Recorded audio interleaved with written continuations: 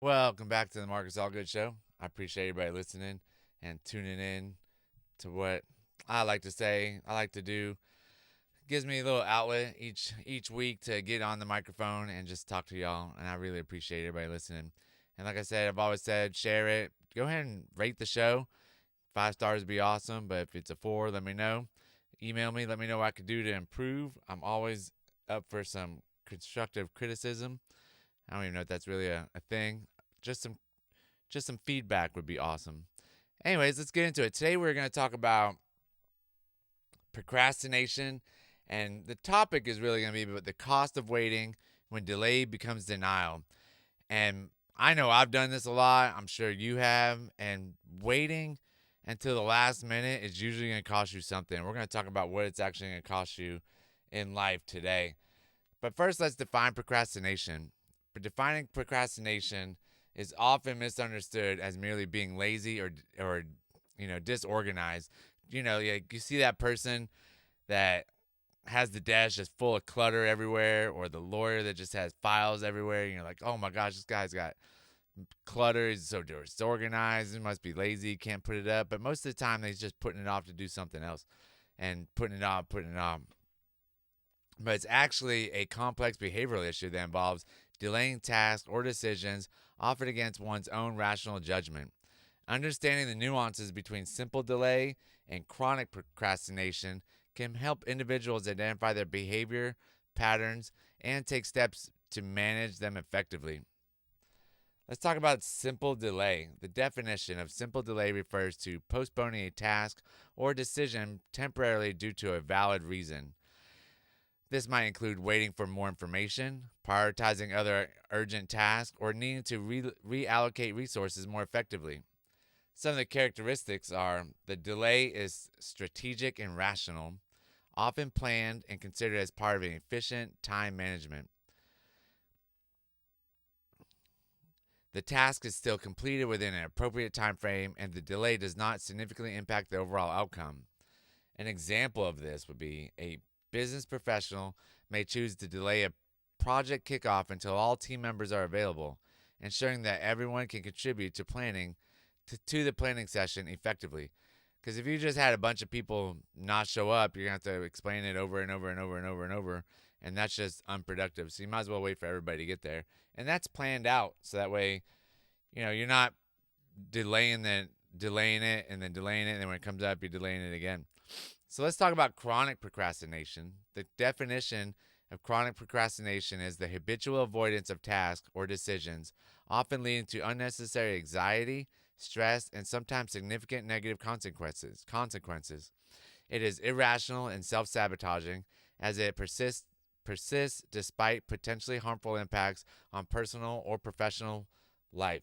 And this can harm not just you, but other people that are involved in it because of you, especially like if you're in a group setting and you're procrastinating getting your work done, the whole group's going to suffer. So it's not just you that you're being unfair to, it's the whole group that you're being unfair to.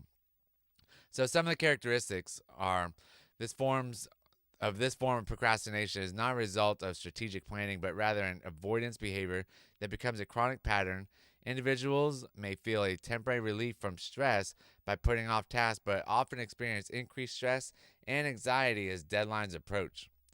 An example: an individual continuously avoids starting a fitness regimen despite knowing it's critical for health and improvement. Each time the plan to start exercising is deferred, it's justified with excuses that have a minimal basis, reflecting an avoidance pattern rather than a planned delay. Basically, just saying, I'll get to it tomorrow. I'll get to it the next day. So, some of the impacts of chronic procrastination: unlike simple delay, chronic procrastination can lead to significant psychological distress, deteriorate relationships, reduce productivity, and impede personal growth. It can result from deeper psychological issues such as a fear of failure, fear of judgment, perfectionism, or low self-esteem. Understanding these distractions is crucial for recognizing when procrastination is becoming a detrimental habit rather than a reasonable delay in one's daily life. By recognizing the signs of chronic procrastination, individuals can seek appropriate strategies and support to manage the behavior effectively and minimize its impact on their life and their goals. All right, so some of the psychological factors that we could discuss, you know, we've already discussed it a little bit, but including fear of failure, um, fear of success, perfectionism, and even decision paralysis. Like, just you get so overwhelmed that you're not even gonna go for the task that you're thinking about doing, and that's real hard. And perfectionism, that's gonna get you to pretty much nowhere because nothing out there is perfect. And I've had people kind of debate me on that, but you strive for the best that can be, but you're never gonna have it perfect because once you get it perfect, there's always something else you can improve on. And fear of success, some people are just scared to be successful. And I felt that when I was younger. I always thought that I wasn't supposed to have my own business, that I wasn't supposed to make the money that I wanted to make, or, the fact that I wasn't as smart as the other people in school, or I wasn't as smart as this, the manager at the store I was working at. They must have had something different. And when I started climbing the corporate ladder, I did have fear of success. Like maybe I was that smart. I didn't really know like what I didn't know if I was going into the position with the right tools, with the right mindset, like any of that. Like it's super scary to get put in a position where you don't know. And that's where the fear of success comes in. Fear comes in and plagues you. And also it gives you the imposter syndrome. But we're all going through the same thing. We all learn as we go. And that person that you might think is smarter than you is probably on the same level as you, but you just don't have the experience that they have. You haven't given yourself the time to go into that situation and figure out if you can handle it or not. And most of the time, once you get the promotion to the next level, you kind of just roll into it knowing that you're doing the right thing. And you kind of like feed off other people, like getting feedback from your manager or, the people around you. If you have your own business, you get feedback from the customers, letting you know you're doing the right thing. And then you can also just listen to some great podcasts that I listen to or even actually talk on to give you some motivation and some tips on how you could be doing the right things. Let's see including fear of failure. Fear of failure is super hard. I struggle with it with everything that I do. Starting a new business, the fear of failure is always there. Like, what if I fail? But you really have to dive deep into it and figure out, like, what's the worst case scenario if you do fail? Are you going to die? Probably not. Are you going to have some hardship? Probably. But is it going to be that hard? Probably not. You'll be able to come back from it. You just really have to think about what the hard is and can you handle it? And most of the time, the answer is yes. As long as you're not going to jump off a building and wonder if you can land 30 stories down on the concrete, you're probably going to be okay. Take the leap of faith into building your own business, and the worst that's going to happen is it's not going to work out. You might go bankrupt, but you can always come back from it. There's all sorts of other things you can do. But the goal, of course, is to make the money, make the business succeed, and keep moving on. So let's talk about the cost of waiting. So let's talk about the career costs. And then we're going to talk about the career costs, the health costs, entrepreneurial costs. All right, so the cost of waiting on a career cost is going to be the missed opportunities, the financial loss, and the reduced professional growth. You want to be able to grow in your career. And if you don't go for that promotion because you're scared that you don't know what you're doing, it's going to really hurt you. It's going to reduce your professional growth. It's going to reduce your mindset. It's going to reduce your self-worth. You're going to always think that I'm not there, I'm not ready, and you're never going to try and apply for that position, and you're never going to get the position if you don't. And some of the other loss is going to be the promotion cost, the financial loss of the promotion that you missed out on. Say the the job was supposed to start tomorrow, you waited a whole another year, you missed out on all that money that you could have had already. And then also opportunity costs. If you waited a year to get promoted to, let's say, the next position, I don't know, whatever your next position is, but then you waited a whole year, but two positions above, or another position above that came open, you could have worked that whole year and then been on to the second promotion already. So you're missing out on those opportunities, which is going to cost you more money. So a lot of times you just got to take the jump, apply and apply and apply, and just go for it.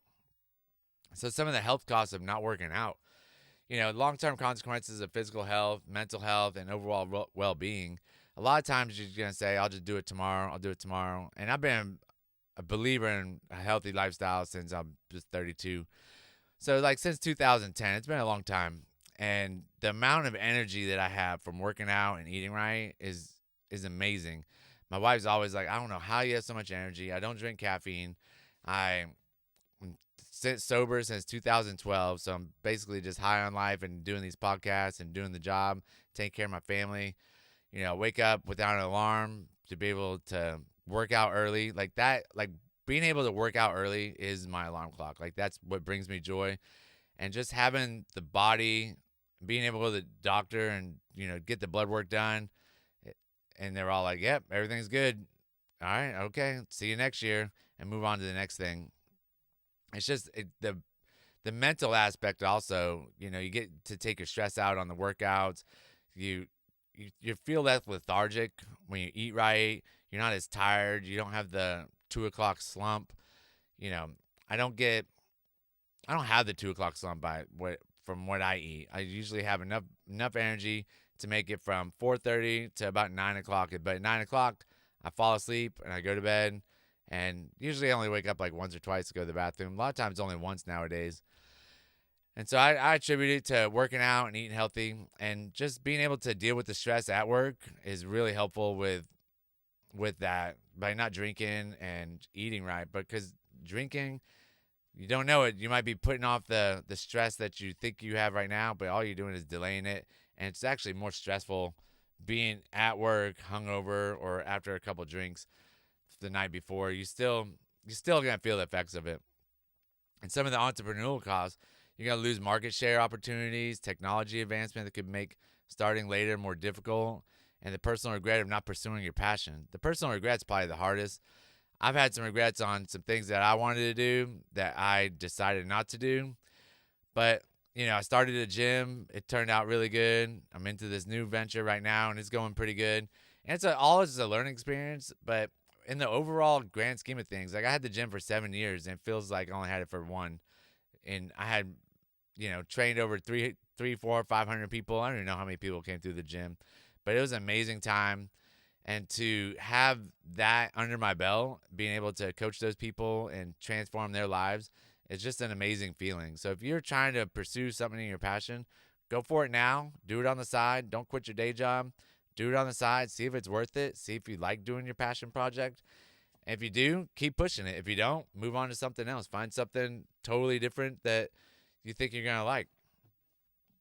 So let's talk about some strategies to overcome this procrastination and start getting back on the right track. You want to set specific goals, define specific objectives.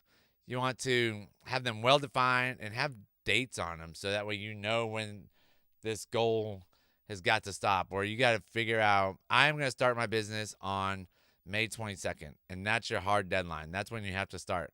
You don't start it, I'm going to start it in a couple months. That's not a clear goal. That's not a clear start date, because once you get to a couple months, I'm just going to wait a couple more months. You want to write them down. Put them on paper, put them on a whiteboard, anywhere you can see them.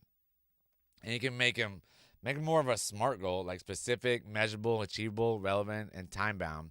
Like I said, that's that hard start date. Like, make sure you get that date in there, and stick to it. Like, tell your brain you're going to do what you're going to do. You're going to decompose larger goals, and we've talked about this before. You're going to break the larger goals into mini goals and set mini deadlines. So if you guys say, I'm going to start my business, or I'm going to apply to this many new jobs in my field, and put a date on it. So instead of just saying I'm going to apply to 100 jobs, I'm going to apply to 5 jobs each day, and then just go from there. Or if you're in your own little business, put a start date on, I'm going to get my LLC on this day. I'm going to do, the tax ID, like all this stuff. Like, break it down into small little things. Don't say I'm going to get all this done on today, because once you start on it, it tends to get a little more hectic than what you actually think that's going to happen. It always takes longer than what you're always going to think. So put a clear date on it. put into many actionable goals that you can hit. So that way you can, once your brain accomplishes those mini goals, it's going to look forward to that big goal at the end. All right. So another thing is you can help, or I mean, you get some accountability partners. You can pair up with somebody that you know, like your best friend might be able to help you, or just somebody around town that can help you. Stay firm with your goals. Don't let, tell them what their goals are, and tell them the deadlines, and let them hold you to it. And if they're holding you to it, like accept it. Be real with them. Be like, yeah, I didn't do it, or yeah, I got this goal today. I made the deadline. Thank you for pushing me, and thank you for keeping after me. And then you can make a public commitment. You can share your goals on social media, do a live, just do a post. There's all sorts of different things you can do on Facebook, Instagram, TikTok. You can have regular review sessions with someone that you really trust, especially if you're doing a business. It's got to be somebody that you can trust, that's not going to steal it. Find a mentor. Find another accountability group, but find some people around town that maybe mentor or just help with small businesses to get started. And then another one is you can use technology wisely. You can use AI, project management apps, Pomodoro timers. Those actually are like 5 minutes on, 1 minute off. It gives you like a little break, but those really work for a lot of people. You can do a reward system. Every little goal that you hit, make it meaningful, make it motivating, and it's got to be aligned with your personal preferences. So don't do what other people's goals are. Do what your goals are, and don't do a reward that somebody else is. And don't use food as a reward. Food's not a reward. It's just a danger doing that kind of thing. And definitely encourage yourself to change your mindset. Like be more motivational to yourself. Talk good to yourself. Talk about your personal growth and your achievement that you're doing. Reframing tasks positively and significantly. Like, don't say I'm never gonna get this done. Say I'm gonna get this done at this time, this day. You gotta stay positive, and it's gonna be hard. I'm not gonna lie to you. It's gonna be hard, but it's gonna be fun. It's gonna be rewarding, and those are really gonna help you get rid of the procrastination and actually get to where it's not gonna cost you as much to not do it right away. Like, going back to what the title was, what it costs to put everything off. It costs a lot. It's going to cost your sanity. It's going to cost you mental health. It's going to cost you physical health. It's going to cost you dollars. It's going to cost you, getting beat to the market. There's so many different things that it's going to cost you that we touched on a few of them, and there's so many more that we can go over.